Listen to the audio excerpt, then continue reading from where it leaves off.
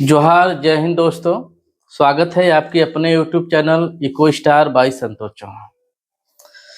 आज से मैं जो है मैथमेटिकल इकोनॉमिक्स पढ़ाने जा रहा हूं। यूजीसी नेट या दूसरे पीजीटी टीजीटी एग्जाम में जो है जितने भी जो है अर्थशास्त्र से संबंधित, इकोनॉमिक्स से संबंधित जितने भी मैथमेटिकल प्रॉब्लम है, मैं उसे सॉल्व करने का प्रयास करूंगा। इसके मैं कई सारे वीडियो बनाऊंगा। अर्थशास्त्र के जो स्टूडेंट हैं उनकी जो सबसे बड़ी समस्या होती है मैथमेटिकल प्रॉब्लम को लेकर, जो है अर्थशास्त्र में बहुत सारे जो मैथमेटिकल प्रॉब्लम जो है विभिन्न एग्जाम में, विभिन्न कंपटीशन में पूछे जाते हैं। खासतौर से हम देखते हैं कि यूजीसी नेट में जो प्रश्न पूछे जाते हैं काफ़ी टफ होते हैं। इसके अलावा यदि आप असिस्टेंट प्रोफेसर के एग्जाम देते हैं, पीजीटी के एग्जाम देते हैं, टीजीटी के एग्जाम देते हैं, तो वहाँ पर भी बहुत सारे प्रश्न जो है इकोनॉमिक्स से पूछे जाते हैं जो कि मैथमेटिकल टाइप के होते हैं। तो मैं एक एक करके जो है अब तक जितने भी प्रश्न पूछे गए हैं, इम्पोर्टेंट प्रश्न जो भी पूछे गए हैं, मैं एक एक करके जो है सबको बताऊंगा। मैथमेटिकल इकोनॉमिक्स के जो है कम से कम 10-12 वीडियो में बनाऊंगा। हर वीडियो को आप जो है ध्यानपूर्वक देखिएगा। यदि आपकी समस्या है मैथमेटिकल प्रॉब्लम को लेकर, यदि आप सॉल्व नहीं कर पाते हैं तो हमारे इस वीडियो को देखिए। आपको जो है एक एक करके जो है जितने भी इकोनॉमिक्स के प्रॉब्लम है आपको समझ में अवश्य आएंगे, चाहे वे अवकलन से संबंधित हो, चाहे वो समाकलन से संबंधित हो, या मांग की लोच से संबंधित हो, या गुणक त्वरक से संबंधित हो, या उपभोग फलन, बचत फलन से संबंधित जितने भी मैथमेटिकल प्रॉब्लम हो सकते हैं, मैं एक एक करके सबको सॉल्व करूंगा। अभी आपके सामने जो है, अभी आपके सामने जो यहाँ पे आप देख पा रहे हैं 5 प्रश्न दिए गए हैं। ये पांचों प्रश्न जो है किसी न किसी एग्जाम में पूछे गए हैं, यूजीसी के एग्जाम में पूछे गए हैं, यूजीसी नेट जेआरएफ के एग्जाम में पूछे गए हैं। यूजीसी वर्तमान में जो एनटीए इसे कंडक्ट करा रहा है, तो एनटीए के एग्जाम में सब पूछे गए हैं यदि आप अर्थशास्त्र के स्टूडेंट है तो। आइए हम जो है इन 5 प्रश्नों को जो है हल करते हैं, देखते हैं इनका जो है सही तरीका हल करने क्या है। चलिए आगे बढ़ते हैं थोड़ा सा हम लोग। पहला जो प्रश्न है यहाँ पे दिया है, लागत फलन दिया है, ये लागत फलन दिया है। कह रहा है Q बराबर 10 पे सीमांत लागत क्या होगी। लागत दिया है C बराबर दिया है 1/10 Q की power 3 minus 3Q square plus 50Q plus 300। कह रहा है कि Q बराबर 10 पे सीमांत लागत क्या होगी। Q बराबर 10 पे जो है हमको ज्ञात करना है, सीमांत लागत ज्ञात करनी है। तो एक चीज ध्यान दीजिएगा, सभी लोग जो है एक चीज ध्यान दीजिएगा, ये जो टोटल कास्ट होती है, टोटल कास्ट का जब आप अवकलन करते हैं, प्रथम अवकलन करते हैं, तो हमको मिल जाता है सीमांत लागत मिल जाता है। इसी तरह जो है टोटल रिवेन्यू का जब प्रथम आकलन करेंगे तो हमको एमआर मिल जाता है, मार्जिनल रिवेन्यू जिसको बोलते हैं। इसी तरह टीपी का यदि हम आकलन कर दें तो हमको मिल जाएगा एमपी मिल जाता है, मार्जिनल प्रोडक्ट मिल जाता है। इसी तरह जो है टीयू टोटल यूटिलिटी का यदि हम प्रथम आकलन करेंगे तो हमको मिल जाता है एमयू, मार्जिनल यूटिलिटी मिल जाता है। यानी जो सीमांत होता है, सीमांत जो होता है वो टोटल का प्रथम अवकलन ही होता है। टोटल का क्या होता है, अवकलन ही होता है, अवकलन या प्रथम अवकलन। जब हम टोटल कास्ट का प्रथम अवकलन करेंगे तो हमको मिल जाएगा सीमांत लागत। टोटल रिवेन्यू कुल आय का प्रथम अवकलन करेंगे हमको मिल जाएगा एमआर मिल जाएगा। टीपी का जो प्रथम अवकलन करेंगे हमको मार्जिनल प्रोडक्ट मिल जाएगा। इसी तरह टीयू का प्रथम अवकलन करेंगे तो हमको क्या मिल जाएगा, एमयू मिल जाएगा। आइए थोड़ा सा समझते हैं कि अवकलन करते कैसे हैं।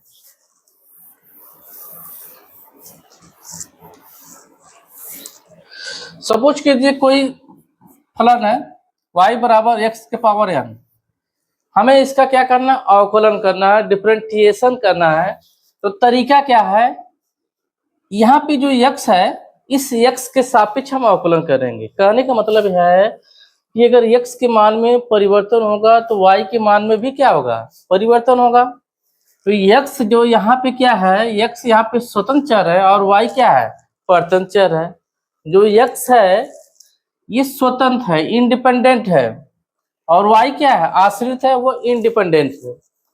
तो x के मान में यदि परिवर्तन होगा तो y के मान में भी परिवर्तन होगा। तो अर्थशास्त्र में इस परिवर्तन की माप को जो है ज्ञात करने के लिए हम अवकलन का सहारा लेते हैं। तो इसको आप ऐसे लिखेंगे, x के सापेक्ष अवकलन करने पर तो अवकलन को जो है हम dy अपॉन dx से व्यक्त करेंगे, dy अपॉन dx से व्यक्त करेंगे।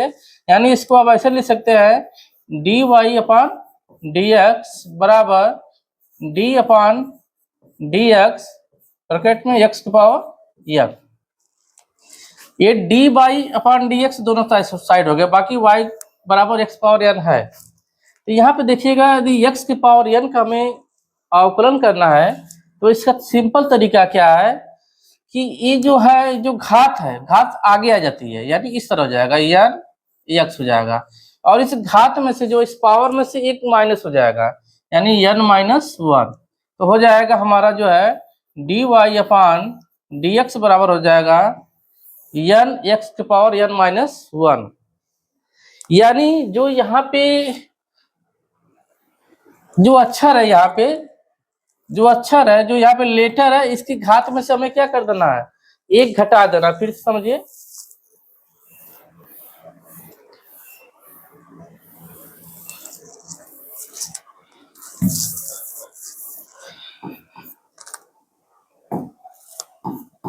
y बराबर x की पावर n, हमें इसका अवकलन करना है। क्या करना है, अवकलन करना है। करेंगे क्या, जो n है वो x के सामने आ जाएगा, यानी हो जाएगा हमारा dy अपॉन dx बराबर n x, और इस n में से 1 माइनस हो जाएगा, यानी nx n माइनस 1। तो यहाँ पे देखेंगे, जो भी यहाँ पे होगा, बेस पे जो भी होगा, ये हम जैसे हमारे यहाँ सामने कोफिशिएंट होता है, ये पावर होता है और ये बेस होता है। तो जो बेस होता है, यहाँ पे कोई लेटर होगा, उस लेटर की जो भी घात होगी, उस घात को सामने लिख देंगे और उस घात में से 1 घटा देंगे, तो हमारा प्रथम अवकलन हो जाता है। लेकिन ध्यान देना, अगर कोई संख्या आ जाए, कोई कांस्टेंट नंबर आ जाए, तो कांस्टेंट नंबर का जो अवकलन होता है वो 0 होता है। इसको समझते हैं। जैसे y बराबर है 50x स्क्वायर प्लस 20, इसका हमें अवकलन करना है। तो लिखेंगे dy अपॉन dx। क्या होगा, ये जो 2 है सामने यहाँ पे आएगा, यानी 2 का इस 50 में मल्टीप्लाई हो जाएगा, कितना हो जाएगा, 100 हो जाएगा, इनटू अब इस 2 में से 1 घटा देंगे, 2 में से 1 घटा देंगे, प्लस अब देखिए 20 यहाँ पे क्या है, एक कांस्टेंट नंबर है, कोई संख्या आ जाएगी, उस संख्या के बाद यदि कोई लेटर ना हो तो उसका जो अवकलन होता है वो 0 होता है, यानी इसका अवकलन क्या जाएगा, 0 हो जाएगा। तो ये हो जाएगा 100x, 2 में से 1 घटाएंगे 1 आ जाएगा, 2 में से 1 घटाएंगे क्या, 1 हो जाएगा। अब इस एक को लिखने की जरूरत नहीं है, इस एक को लिखने की जरूरत नहीं है, तो कितना आ जाएगा, 100x। ठीक है, चलिए हम सवाल को हल करते हैं। पहले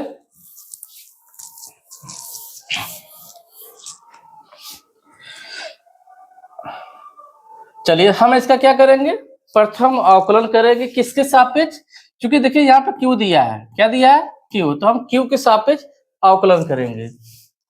लिखेंगे q के सापेक्ष अवकलन करने पर, इसको लिखेंगे कैसे, अब इसको हम ऐसे लिखेंगे, c है, लिखेंगे dc अपॉन dq, चूंकि हम q के सापेक्ष कर रहे हैं, बराबर, तो यहाँ पे लिखेंगे d अपॉन dq, ब्रैकेट में सारे टर्म को लिख लीजिए, 1 अपॉन 10 के q की power 3 minus 3q square plus 50q plus 300। Light cut गई।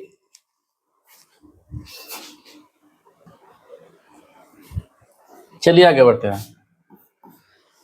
यहाँ पर हम देख रहे हैं कि 3 पद है, 1 2 3 4, 4 पद है। तो अब क्या करेंगे, सबका अवकलन करेंगे। कैसे करेंगे, देखिए जो 3 है 3 सामने आ जाएगा, यानी हो जाएगा 3q। अब इस 3 जो 3 में से एक घट जाएगा, कितना हो जाएगा, 2 हो जाएगा, यानी 3q² बटे यहाँ 10 है 10 लिख लीजिए, माइनस ये जो 2 है यहाँ 3 में गुणा जाएगा, 3 दूनी 6q हो जाएगा, और 2 में से एक घटाएंगे तो एक बचेगा, यानी q की पावर 1। तो q की पावर जो 1 है उसे लिखने की जरूरत नहीं है, प्लस ये हम देखेंगे q की पावर 1 है, 1 का 50 में गुणा करेंगे क्या हो जाएगा 50, और जो q की पावर 1 हम पहले से माना जाएगा, 1 में से 1 घटाएंगे तो q की पावर क्या हो जाएगा 0 हो जाएगा।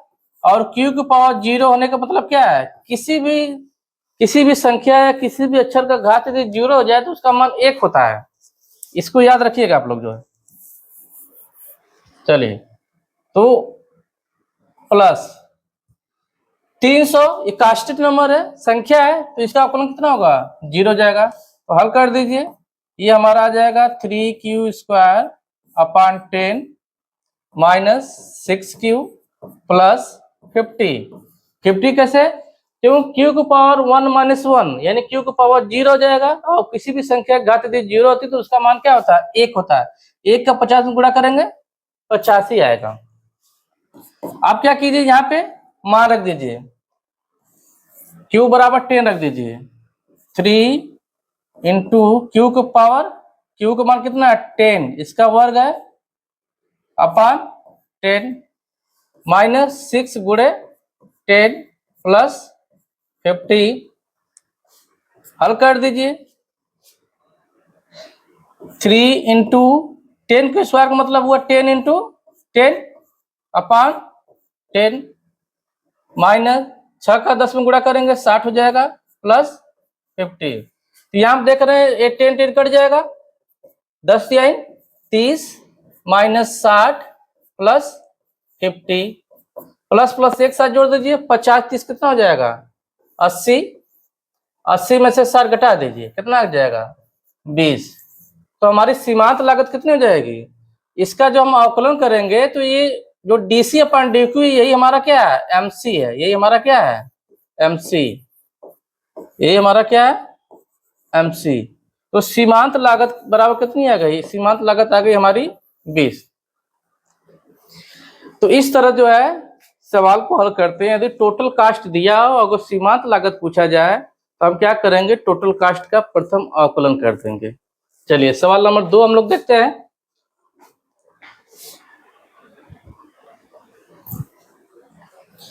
दूसरा सवाल देखते हैं, दिए गए बचत फलन दिया है, यस बराबर दिया है, यस बराबर दिया है -20 प्लस 0.2y। स्वायत्त निवेश दिया है, स्वायत्त निवेश दिया है, कितना दिया है 100 दिया, स्वायत्त कितना दिया है 100 मिलियन दिया है। पूछ रहा है उपभोग का साम स्तर कितना होगा, उपभोग का साम स्तर कितना होगा, सी का मान पूछा जा रहा है। ध्यान दीजिएगा ये हमारा बचत फलन है, क्या दिया है बचत फलन। बचत फलन को जो है सामान्यतः हम इस तरह व्यक्त करते हैं, यस बराबर -a प्लस by, यस बराबर -a प्लस by। तो जो यहाँ पे -a है, जो ये -a है, ये हमारा क्या है स्वायत्त बचत है। और जो उपभोग है, देखिए उपभोग बराबर क्या, उपभोग का जो सामान्य फलन होता है वो होता है a प्लस by होता है, a प्लस by होता है। तो ये दोनों सेम होते हैं, ये दोनों क्या होते हैं सेम होते हैं, ये दोनों सेम होते हैं। यहाँ पे ये जो b दिया हुआ है b, ये है हमारा चूंकि बचत फलन है तो यह है MPS है, लेकिन उपभोग में ये जो b है ये क्या है, ये MPC है, ये क्या है MPC है। तो यहाँ पे ये दिया हुआ है, ठीक है। तो ये जो बचत फलन जो दिया हुआ है, चलिए सवाल को पहले हल करते हैं। सी का मान पूछा है, सी का जो सामान्य फलन होता है a प्लस by होता है, क्या होता है a प्लस by होता है। और यहाँ पर अगर तुलना करेंगे, यहाँ पे -a -20, यानी -a बराबर दिया है -20, तो a बराबर कितना हो जाएगा 20। तो यहाँ पे a का मान कितना है 20 प्लस by, हम इसी b को निकालेंगे। ठीक है, इसी b को क्या करेंगे निकालेंगे।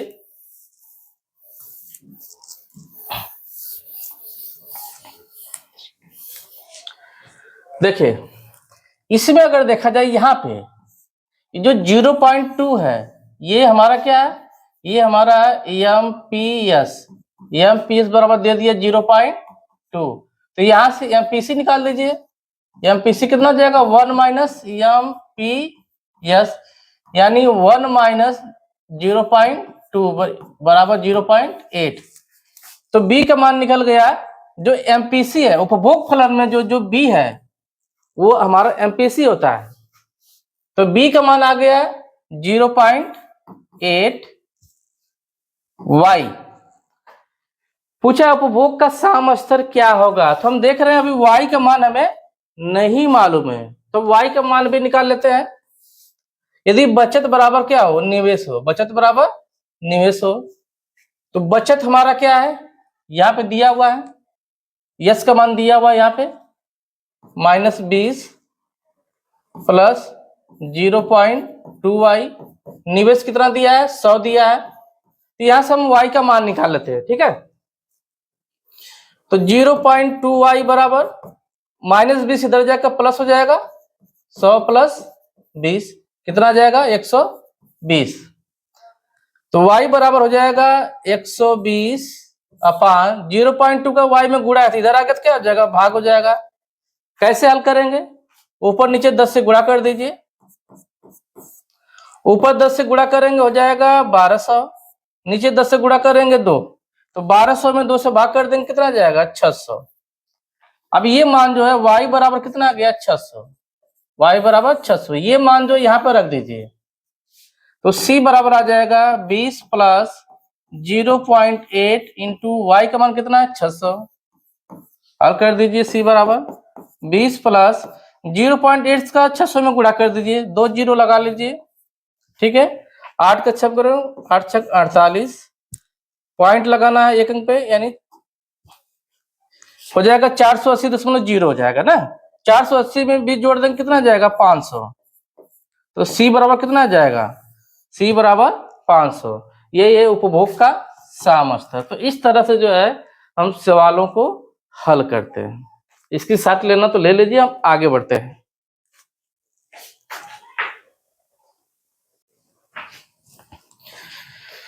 आइए देखते हैं सवाल नंबर 3 देखते हैं। निम्नलिखित उपभोग फलन में आय गुणक का मूल्य के कितना होगा 4 होगा। यहाँ पे देखिएगा 4 विकल्प है, ए बी सी डी। एक उपभोग फलन दिया हुआ, 4 उपभोग फलन दिया हुआ है, पूछ रहा है कि किस उपभोग फलन में आय गुणक का मान 4 होगा, कितना होगा 4 होगा। तो हम क्या करेंगे, हर एक एक उपभोग फलन को लेंगे और चेक करेंगे कि के का मान कितना आ रहा है, गुणक का मान कितना आ रहा है। पहला अगर उपभोग फलन अगर देखा जाए, पहला ए दिया सी बराबर 100 प्लस 0.5y। ठीक है, तो यहाँ पे जो है सामान्य जो फलन होता है वो a प्लस बी वाई होता है। तो जो b है यही हमारा क्या होता है, यही हमारा एमपीसी होता है। क्या होता है एमपीसी होता है। ठीक है, तो यहाँ पे 0.5 क्या हो जाएगा हमारा एमपीसी होगा। क्या पूछ रहा है गुणक का मान पूछा है, के का मान पूछ रहा है, तो के बराबर होता है 1/1 माइनस एमपीसी, ये होता है। तो हो जाएगा 1/1 माइनस एमपीसी का मान कितना दिया है 0.5, यहाँ कर देंगे 0.5, हल कर दीजिए।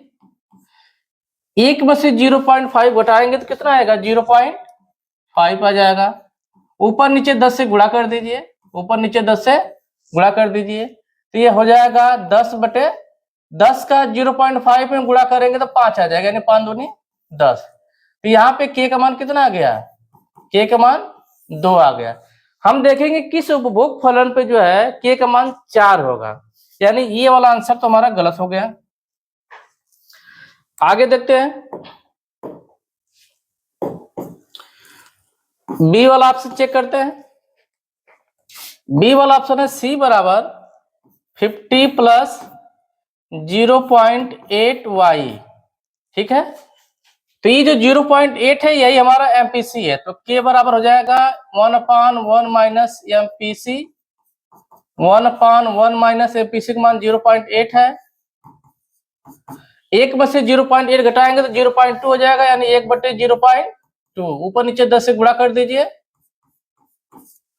ऊपर 10 से गुणा करेंगे 10, नीचे 10 से गुणा करेंगे 0.2 में तो 2 आ जाएगा। 10 में 2 से भाग करेंगे कितना आ जाएगा 5। तो यहाँ पर के बराबर कितना आ गया 5। तो ये भी ऑप्शन सही नहीं है, यानी ऑप्शन बी भी गलत है। सी को चेक करते हैं। सी को, सी बराबर दिया है 200 प्लस 0.5y। तो एमपीसी मान कितना है 0.75। तो के बराबर हो जाएगा 1/1 माइनस एमपीसी। तो 1/1 माइनस एमपीसी कितना है 0.75। एक में से 0.75 घटाएंगे तो आ जाएगा हमारा 0.25। देखिए पॉइंट के बाद 25 दो अंक है, 10वां 100वां, तो यहाँ पे 100 से गुणा करना होगा। ऊपर 100 से गुणा करेंगे 100, नीचे 100 से गुणा करेंगे तो 0.2 अंक दाहिने जाएगा, यानी कितना जाएगा 25। और 100 में 25 से भाग करेंगे 4। तो यहाँ पर हम देख रहे हैं के का मान कितना आ गया 4 आ गया। तो ये पूछ रहा है किस उपभोग फलन में के का मान 4 होगा, तो राइट आंसर इसका क्या होगा सी। राइट आंसर क्या होगा सी होगा। अब इसे चेक करने की जरूरत ही नहीं। चलिए आगे बढ़ते हैं।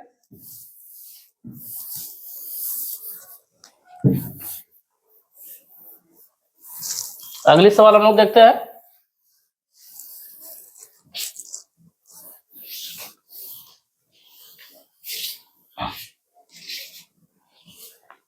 ये मैट्रिक्स का सवाल दिया हुआ, मैट्रिक्स मैं इसका प्रतिलोम पूछा है। क्या पूछा है प्रतिलोम पूछा है। चौथी सवाल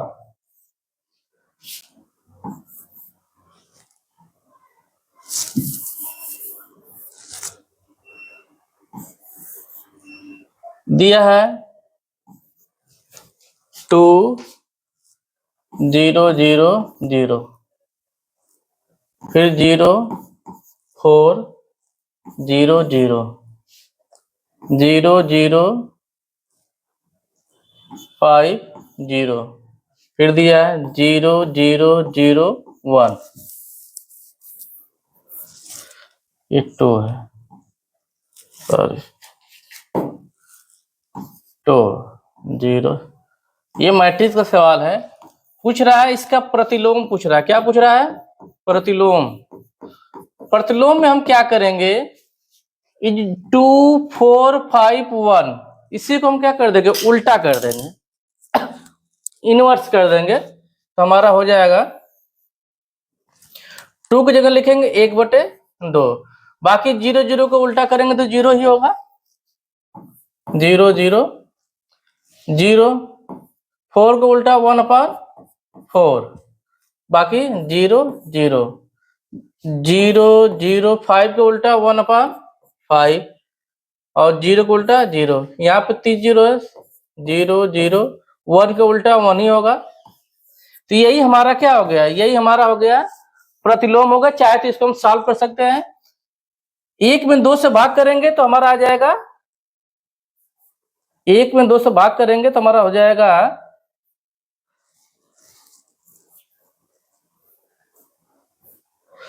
0.5 हो जाएगा। 1 में 4 से भाग करेंगे तो 0.25 हो जाएगा, 0.25 हो जाएगा। 0.25 हो जाएगा। ये 0 पहले का था, ये भी 0 पहले का था, ये भी पहले का।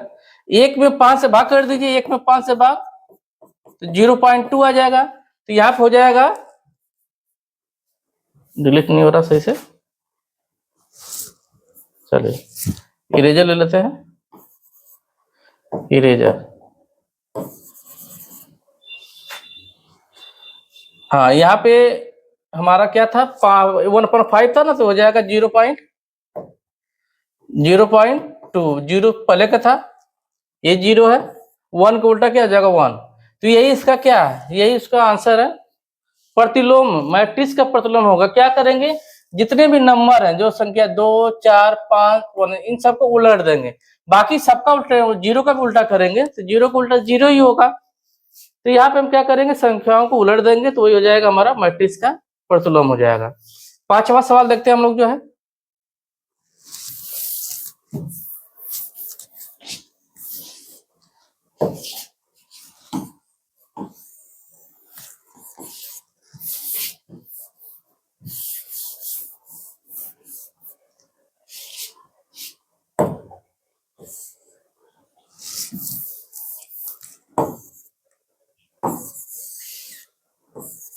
सही से इरेज नहीं कर रहा है।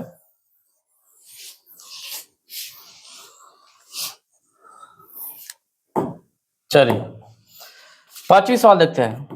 यदि px बराबर 170, pm बराबर 190, zx बराबर 152, तो व्यापार की एकल घट की शर्त क्या होगी। तो व्यापार की एकल घट की शर्त जिसे जो है, जिसका प्रतिपादन जो है जैकब वाइनर ने किया था, उनके अकॉर्डिंग जो है t बराबर होता है px अपान pm इंटू zx होता है।